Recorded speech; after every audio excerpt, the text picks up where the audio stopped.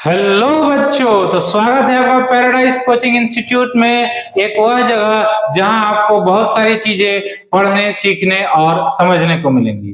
तो ये है second chapter linear equation in one variable class 8 का जो है उसका सेकंड पार्ट। लास्ट लेक्चर में हम लोग क्या पढ़े थे? लास्ट लेक्चर में हम लोग लीनियर इक्वेशन सॉल्व करना सीखे थे नॉर्मल मेथड से, और इस लेक्चर में हम लोग सेम क्वेश्चंस को क्रॉस मल्टीप्लिकेशन मेथड से सॉल्व करना सीखेंगे। तो आइए देखते हैं क्रॉस मल्टीप्लिकेशन मेथड क्या होता है और दो चार क्वेश्चन सॉल्व करते हैं।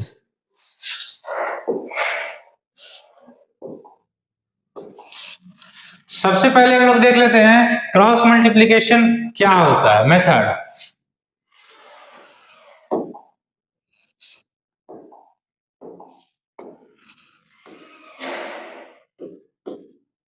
Cross multiplication method. देखिए, क्रॉस मल्टीप्लिकेशन कोई नया चीज नहीं है, ये ऑलरेडी हम आप लोगों को पढ़ा चुके हैं। क्या पढ़ाए थे? ट्रांसपोजिशन रूल्स क्या था कि लेफ्ट हैंड साइड में अगर प्लस है तो राइट हैंड साइड में माइनस हो जाता है। Same right hand side plus तो left hand side minus. Same अगर मल्टीप्लाई रहेगा राइट हैंड साइड में तो लेफ्ट हैंड साइड में डिवाइड, और डिवाइड रहेगा तो मल्टीप्लाई। ये पढ़े थे हम लोग ट्रांसपोजिशन रूल्स में। सेम उसी का यूज आता है। क्या है? फॉर एग्जाम्पल एक इक्वेशन हम लिख रहे हैं। फॉर एग्जाम्पल कलर चेंज कर लेते हैं।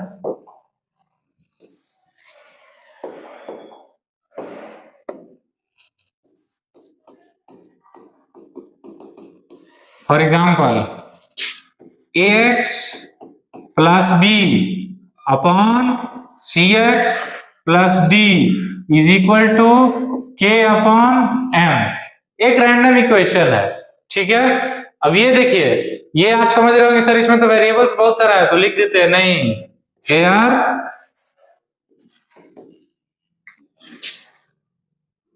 x is only the variable.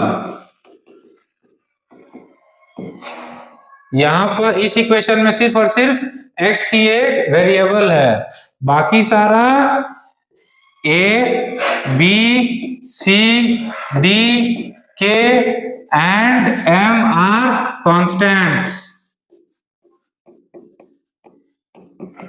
Constant means 1 2 3 4 10 जो नंबर्स होता है, इंटीजर्स होता है। तो इसलिए कंफ्यूज नहीं होइएगा, यहां पर सिर्फ x एक वेरिएबल है, बाकी सारा यहां पर सिर्फ x वेरिएबल है। ठीक है, कोई प्रॉब्लम नहीं। तो इसको सॉल्व कैसे करते हैं? तो इसको सॉल्व करना आप लोग सबको आता है। अगर ये वाला जो है, अगर इसको जनरल आपको मेथड से सॉल्व करने को बोलेंगे तो आप लोग क्या कीजिएगा कि सर दिया हुआ है ax plus b upon c x plus d equals to k upon M.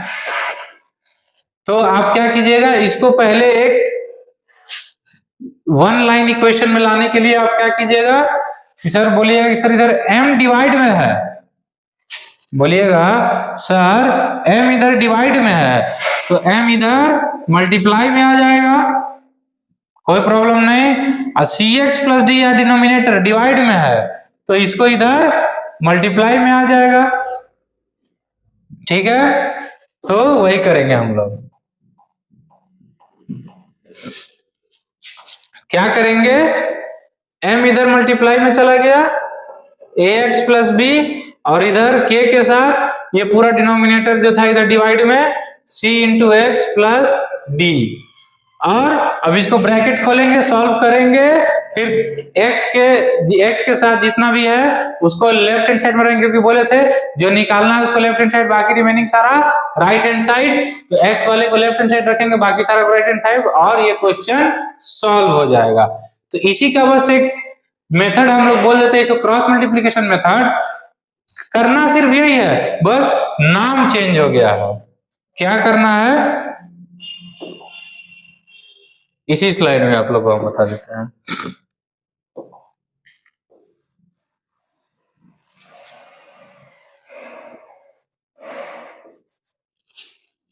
ये ax plus b upon c x plus d is equal to k upon m है। क्रॉस मल्टीप्लीकेशन क्या बोलता है, ये होता है क्रॉस मल्टीप्लीकेशन का sign. Cross multiplication मतलब क्रॉस डायरेक्शन में साइन। लेफ्ट हैंड साइड का न्यूमरेटर को राइट हैंड साइड का डिनोमिनेटर से और राइट हैंड साइड का डिनोमिनेटर को लेफ्ट हैंड साइड का न्यूमरेटर से मल्टीप्लाई कर दीजिए, तो वन लाइन इक्वेशन हो गया। उसके बाद क्वेश्चन को सॉल्व कर दीजिए। यही बोलता है बस क्रॉस मल्टीप्लीकेशन। क्या बोलता है cross multiplication method,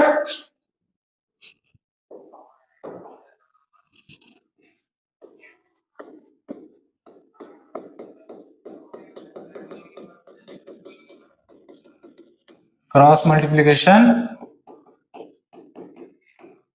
method.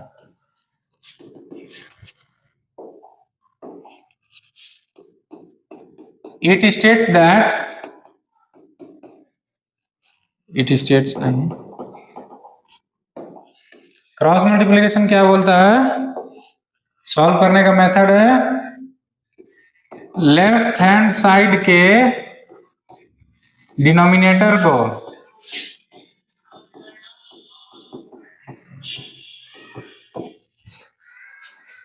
Right hand side के न्यूमरेटर से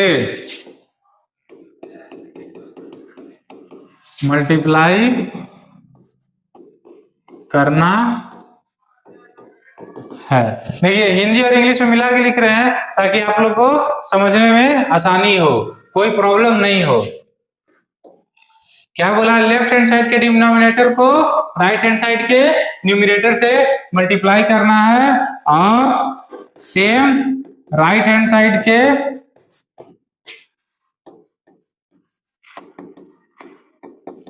डिनोमिनेटर को लेफ्ट हैंड साइड से लेफ्ट हैंड साइड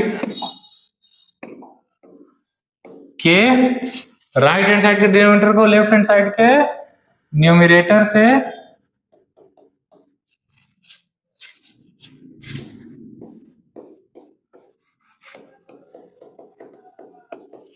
मल्टीप्लाई करना है। दोनों को इक्वेट कीजिएगा, आपका क्वेश्चन सॉल्व हो जाएगा। कैसे करना है सर, इस तरह से ax plus b upon c x plus d equals to k upon m है। क्या किए सर, लेफ्ट हैंड साइड के डिनोमिनेटर राइट हैंड साइड के डिनोमिनेटर को लेफ्ट हैंड साइड के न्यूमरेटर से मल्टीप्लाई कर देना। यहाँ लेफ्ट हैंड साइड का न्यूमरेटर क्या है ax प्लस बी और राइट हैंड साइड का डिनोमिनेटर क्या है m, तो हो जाएगा m into a x plus b equals to left hand side के न्यूमरेटर को राइट हैंड साइड के डिनोमिनेटर से मल्टीप्लाई कर देंगे। राइट हैंड साइड का न्यूमरेटर क्या है k into left hand side का डिनोमिनेटर cx प्लस d हो गया। अब इसको आगे सॉल्व कर लेना है। यही तो बोलता है क्रॉस मल्टीप्लिकेशन मेथड। ठीक है, क्रॉस मल्टीप्लिकेशन मेथड क्या बोलता है कि लेफ्ट हैंड साइड के डिनोमिनेटर को राइट हैंड साइड के न्यूमरेटर से मल्टीप्लाई करना है, सबसे पहला चीज, और राइट हैंड साइड के डिनोमिनेटर को लेफ्ट हैंड साइड के न्यूमरेटर से मल्टीप्लाई कर देना है। बात खत्म। अब इसके रिलेटेड दो चार सवाल हम लोग सॉल्व कर लेंगे, क्योंकि हमारा एक ही नारा है, मैथ्स पढ़ना है और क्वेश्चन सॉल्व करना है। चलिए सॉल्व द इक्वेशन। इसको हम लोग जनरल मेथड से भी कर सकते थे और इसको लेकिन हम लोग सीधी क्रॉस मल्टीप्लिकेशन मेथड से करेंगे। क्रॉस मल्टीप्लिकेशन मेथड क्या बोलता है, सबसे पहले हम लोग क्वेश्चन को लिख लेंगे। क्या बोल रहा है, सॉल्व द इक्वेशन मतलब x का वैल्यू निकालना है। यहाँ वेरिएबल क्या है, वेरिएबल एक्स, सिंगल वेरिएबल है कि नहीं। अभी हम लोग वही चैप्टर पढ़ रहे हैं, linear equation in one variable, x का पावर 1 से अधिक नहीं है, इसलिए ये लीनियर इक्वेशन है, और इसमें सिंगल वेरिएबल है एक्स, इसीलिए ये वन वेरिएबल में है। चलिए क्या बोले थे, क्रॉस मल्टीप्लिकेशन करना है। देखिए राइट हैंड साइड के डिनोमिनेटर को लेफ्ट हैंड साइड के न्यूमरेटर से मल्टीप्लाई कर देना है। 5 इंटू 3x प्लस 5 हो गया। अब लेफ्ट हैंड साइड के डिनोमिनेटर को राइट हैंड साइड के न्यूमरेटर से मल्टीप्लाई कर देना है। 2 इंटू 7x हो गया। बस अब इसको सॉल्व कीजिए। 5 3 जा 15x प्लस 5 5 जा 25 इक्वल्स टू 7 2 जा 14x। अब देखिए x को हमको निकालना है, तो x जो भी है सारा को लेफ्ट हैंड साइड में रखेंगे। 15x इधर पॉजिटिव में था, इधर निगेटिव में आ जाएगा। क्यों आ जाएगा सर निगेटिव में, क्योंकि ट्रांसपोजिशन रूल के तहत। और प्लस 25 था तो इधर चल जाएगा, minus 25, 15x minus 14x, x equals to minus 25। कोई प्रॉब्लम नहीं, तो ये हो गया आपका आंसर, x का वैल्यू हो गया माइनस 25। चलिए देखते हैं नेक्स्ट क्वेश्चन। नेक्स्ट क्वेश्चन क्या कर रहा है, solve x minus 3 upon x plus 5 equals to 5 upon 6। इसमें भी वेरिएबल सिर्फ क्या है, सिर्फ और सिर्फ x है, वो भी इसका पावर 1 यानी लीनियर इक्वेशन है। सॉल्व करते हैं, क्रॉस मल्टीप्लिकेशन मेथड से ही सॉल्व करना है। क्रॉस मल्टीप्लिकेशन मेथड क्या बोलता है, पहले क्वेश्चन लिखना है, x minus 3 upon x plus 3 equals to 5 plus 6। कुछ नहीं करना है, इसके न्यूमरेटर को इसके डिनोमिनेटर से मल्टीप्लाई करना है, इसके डिनोमिनेटर को इसके न्यूमरेटर से मल्टीप्लाई कर देना है। 6 into x minus 3 equals to 5 into x plus 3।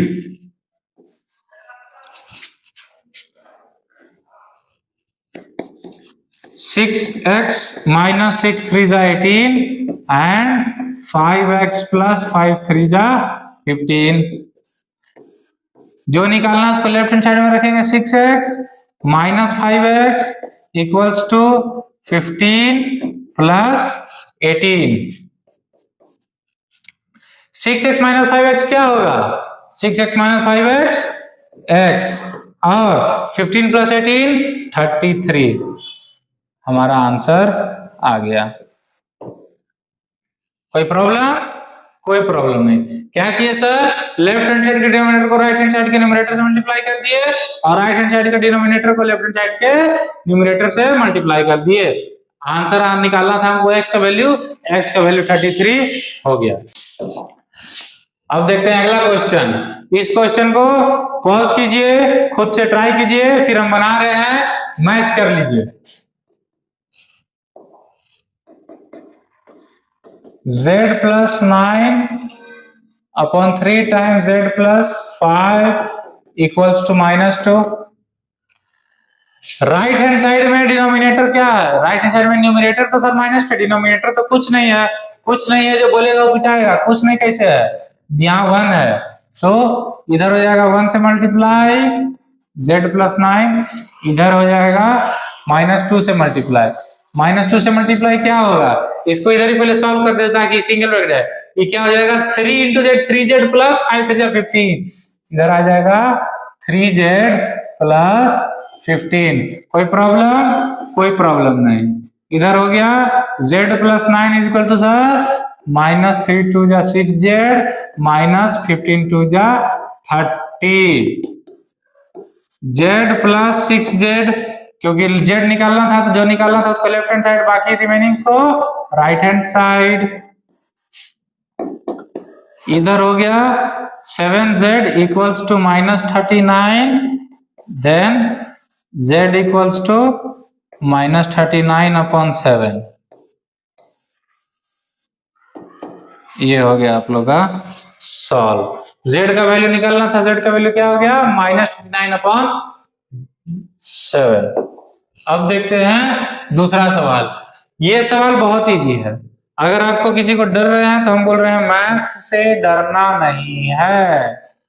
तो डरना नहीं है तो क्या करना है सर? करना है। क्या बोले? डरना नहीं है, करना है। क्या करना है? सॉल्व करना है। कुछ नहीं करना, बस पेन उठा कीजिए। 2 स्टेप के बाद आपको लगेगा तो कुछ नहीं है। थोड़ा सा पेचीदा लग रहा होगा। क्यों लग रहा होगा? क्योंकि साहब बोलेगा सर लेफ्ट हैंड साइड में डिनोमिनेटर में 4b या 3b, हम किसको मल्टीप्लाई करें? तो क्या करना है? पहले सिंगल फॉर्म में लाना है। सिंगल फॉर्म में लेफ्ट हैंड साइड को लाइए, सिंगल फॉर्म में राइट हैंड साइड को लाइए, फिर लेफ्ट हैंड साइड का न्यूमरेटर राइट हैंड साइड का डिनोमिनेटर से मल्टीप्लाई होगा और राइट हैंड साइड का डिनोमिनेटर लेफ्ट हैंड साइड के न्यूमरेटर से मल्टीप्लाई कीजिए और आंसर निकालिए। क्या करना है सर? सर सबसे पहले तो हमको एज इट इज सवाल उतारना है। कोई बात नहीं, सवाल उतार लिए।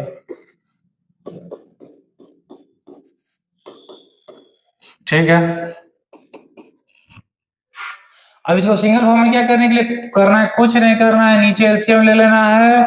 इधर हो जाएगा 3 into 3t minus 2 minus 4 into 2t plus 3। अब देखिए सब डायरेक्ट हम नेक्स्ट स्टेप में जा सकते थे, लेकिन नहीं जा रहे हैं तो बहुत बच्चे को परेशानी होगी। धीरे धीरे धीरे हम लोग का जब पेस मिल जाएगा तो फिर हम उसी हिसाब से करेंगे। अब देखिए क्या हो गया इधर, 3 इंटू 3t हो जाएगा 9t minus 3 to 6 minus 4 to 8t minus 4 3 12 upon 12 equals to t plus 9 upon 3। अब देखिए डिनोमिनेटर कट रहा है, 3 और 12 कट रहा है सर। 3 1 जा 3 4 जा 12, तो क्या हो जाएगा 90 माइनस 80 सर t, अब minus 12 minus 6 minus 18 upon 4 equals to t plus 9 upon 1। अब आ गया एकदम जनरल फॉर्म में। देखिए आ गया। अब इसको डायरेक्ट सॉल्व कर देंगे, क्रॉस मल्टीप्लिकेशन मेथड लगा दीजिए फट से। देखिए आप ही लोग के लिए हम ब्लैक से क्वेश्चन लिख रहे हैं, रेड से सॉल्व कर रहे हैं, और जो मार्क करना है येलो कलर से कर रहे हैं, ताकि कोई कंफ्यूजन ना हो, समझ में आए कि कहां पर क्या किया गया है एकदम स्पष्ट तौर से। इधर क्या हो जाएगा t minus 18 equals to 4 into t plus 9। अब हो जाएगा t minus 18 equals to 4t plus 9 4 36। यहां आ गया। अब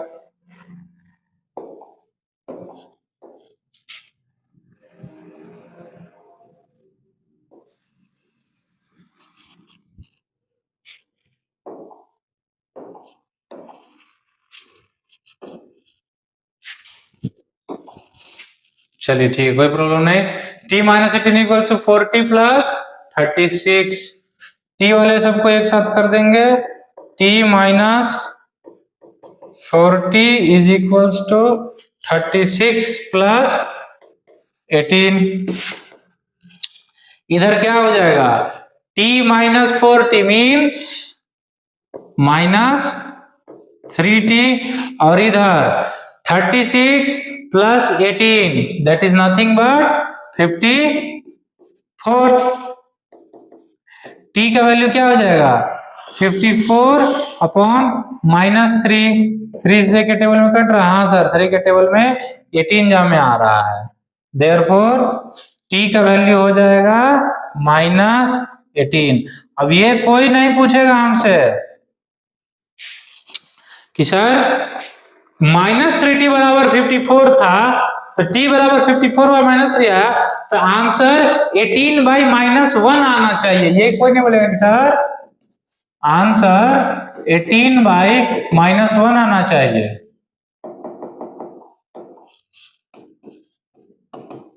ना कि माइनस 18 आना चाहिए। अभी बताइए तो कि इन दोनों में कोई डिफरेंट है जी? इन दोनों में कोई भेदभाव है, दोनों एक ही तो है। ठीक, अब आते हैं आज का लास्ट सवाल। तो हम तो आप लोग से बार बार यही रिक्वेस्ट करते हैं और अभी भी यही रिक्वेस्ट करेंगे कि आप लोग इसको खुद से सॉल्व कीजिए, क्योंकि जब तक खुद से सॉल्व नहीं कीजिएगा तब तक कितना भी दिन भर लेक्चर लगा के, दिन भर मोबाइल लगा के गार्जियन को लगा, अच्छा मेरा बच्चा तो पढ़ ही रहा है, मेरा बच्चा इस बार टॉप करेगा, अब बच्चा फेल करेगा, काहे? क्योंकि बच्चा सॉल्व नहीं कर रहा है, खाली वीडियो देख रहा है। तो ये हम बार बार बोलते हैं, एंटरटेनमेंट वीडियो नहीं है, ये एजुकेशनल वीडियो। ठीक है, इसको पढ़ाई करना है, ये देखना है तो सॉल्व करना है, जहां बोल रहे हैं सॉल्व करने के लिए वहां सॉल्व कीजिए। क्या हो जाएगा सर? ये भी उसी तरह है, तो कुछ नहीं करना है। राइट हैंड साइड में तो सिंगल फॉर्म में है, लेफ्ट हैंड साइड में सिंगल टर्म में नहीं है, तो उसको न्यूमरेटर बाय डिनोमिनेटर एक सिंगल टर्म में बस लेते आना है। क्या हो गया? 2x plus 1/3 plus 1 equals to x minus 4/6। इधर 3 एलसीएम हो जाएगा, 2x plus 1 plus 3 equals to x minus 4/6। 3 1 जा 3 2 जा चला गया, इधर हो जाएगा 2x plus 4/1 equals to x minus 4/2। कुछ नहीं करना है, बार बार बोल रहे हैं cross multiplication method, left hand side का डिनोमिनेटर को राइट हैंड साइड के डिनोमिनेटर से मल्टीप्लाई करना है। 2x plus 4 is equals to x minus 4, 2 2 जा 4x प्लस 4 2 जा 8 equals to x minus 4। 4x minus x जो निकालना है उस सारे को लेफ्ट हैंड साइड, बाकी को right hand side. 4x minus x 3x equals to minus 12।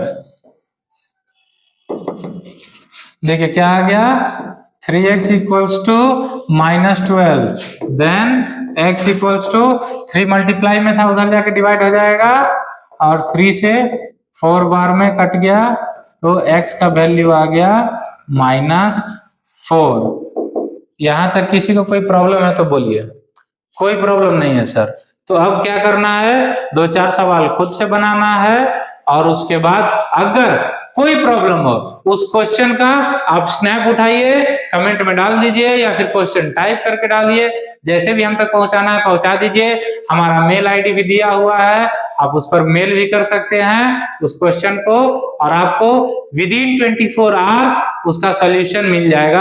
अगर 2-4 सवाल से अधिक होगा तो उसका एक वीडियो बना के यूट्यूब पर डाल दिया जाएगा, और अगर सिंगल क्वेश्चन होगा तो मेल से आया है तो मेल में जवाब चला जाएगा, कमेंट में है तो कमेंट में जवाब चला जाएगा। ठीक है, तो इसी के साथ आज का लेक्चर को कंप्लीट करते हैं। आज हम लोग इतना ही पर वाइंड अप करते हैं, मिलते हैं नेक्स्ट लेक्चर में। तो हम हमेशा से क्या करते थे, वाइंड अप करने टाइम सम अप करते थे कि क्या क्या पढ़ाए हैं पता चल जाए। एक तरह से तुरंत रिवीजन भी होता है कि आधा घंटा से जो पढ़े एक बार, आधा घंटा के बाद तुरंत रिवीजन हो गया। देखिए पढ़ाई करने का, मैं देखिए अभी सम अप कराए थे, फिर हम कुछ तरीका बता देते हैं जिससे आप लोग को बेनिफिट होगा। सम अप में हम लोग क्या पढ़ते हैं, आज हम लोग पढ़े कुछ नहीं पढ़े, नॉर्मल लीनियर इक्वेशन क्वेश्चन को सॉल्व करना सीखे क्रॉस मल्टीप्लीकेशन मेथड से। तो मेनली आज हम लोग क्या सीखे, cross multiplication method, cross multiplication method. दूसरा क्या किए, solved some examples and questions. ठीक है, तो अब आपको बताते हैं थोड़ा सा ट्रिक क्या होता है पढ़ने का। देखिए अभी जैसे कि पढ़े तो उसको आधा घंटा या 1 घंटा बाद सम अप में क्या है कि हम क्या पढ़े थे हमको पता चलेगा। अच्छा हाँ सर क्रॉस मल्टीप्लिकेशन मेथड पढ़े थे, कुछ 2-4 सवाल बनाए, एक बार इसी को क्या किए जाके देख लीजिए, अच्छा हाँ ये सवाल बनाया सर, इसका ये आया, ये सवाल बनाया, ये स्टेप किए, ये थोड़ा सा पेचीदा था तो उसको पहले सिंगल टर्म में किए फिर किए। तो इससे क्या होता है कि अभी जो तुरंत 10 मिनट पहले आप सॉल्व किए हैं, हो सकता है दूसरा क्वेश्चन में जा रहे तो भूल रहे होंगे, तो एक बार तुरंत क्विक रिकैप हो गया। कितना में हो गया, तुरंत 30 मिनट में हो गया। फिर उसके बाद उसको अभी सुबह में पढ़े तो शाम में देख लीजिए, या फिर शाम में पढ़े तो कल देख लीजिए, 1 दिन बाद, फिर उसके बाद 1 हफ्ता या 10 दिन बाद देखिए। फिर उसको 1 महीना बाद देखिए, फिर 6 महीना बाद देखिए, तो फिर आपको जीवन में वो कभी देखने का जरूरत नहीं पड़ेगा। क्या बोले, पहला 30 या 60 मिनट के बाद रिवीजन कीजिए, दूसरा 24 आवर्स में, मतलब पहला 1 घंटा में, उसके बाद 1 दिन में, फिर उसके बाद 1 हफ्ता में, फिर उसके बाद 1 महीना पे, फिर उसके बाद 6 महीना पे, उसके बाद जीवन में कभी आपको देखने का जरूरत नहीं है। तो इसको भी आपको हम बता दे रहे हैं, क्या करता है, रिवीजन करने का तरीका आपको हम बता दे रहे हैं।